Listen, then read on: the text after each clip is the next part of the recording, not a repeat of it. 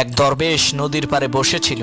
একজন লোক এসে সেই দরবেশকে বলল, হুজুর, আমি যদি জীবনে সফল হতে চাই তাহলে আমার কি করতে হবে? দরবেশ লোকটিকে নদীর পানিতে ডুব দিতে বললেন। লোকটি পানিতে ডুব দেওয়ার সাথে সাথে দরবেশ তার মাথা পানির নিচে চেপে ধরলেন, যাতে সে তার মাথা পানির উপরে উঠাতে না পারে। পানির নিচে সেই লোকটির নিঃশ্বাস আটকে গেল। সে পানির নিচ থেকে উঠার জন্য ছটফট করতে থাকলো। কিছুক্ষণ পর দরবেশ তাকে ছেড়ে দিলেন, আর সে পানির উপরে উঠে দীর্ঘ শ্বাস ফেলে হাঁপাতে থাকলো। দরবেশ তাকে জিজ্ঞেস করলেন, তুমি যখন পানির নিচে ছিলে তখন তুমি কি করতে চেয়েছিলে? সে বলল, আমি পানির উপরে উঠতে চেয়েছিলাম। দরবেশ তখন বললেন, সেই সময় কি তোমার দুনিয়ার অন্য কোনো কথা মনে ছিল? সেই লোকটি বলল, না, দুনিয়ার কোনো কিছুর কথাই আমার মনে ছিল না। আমার শুধুমাত্র একটাই উদ্দেশ্য ছিল যে আমি কিভাবে পানির নিচ থেকে উপরে উঠে আমার প্রাণ রক্ষা করব। দরবেশ বললেন, এইভাবে একটা লক্ষ্য আর উদ্দেশ্য নিয়ে কাজ করো, তাহলেই তুমি সফল হতে পারবে।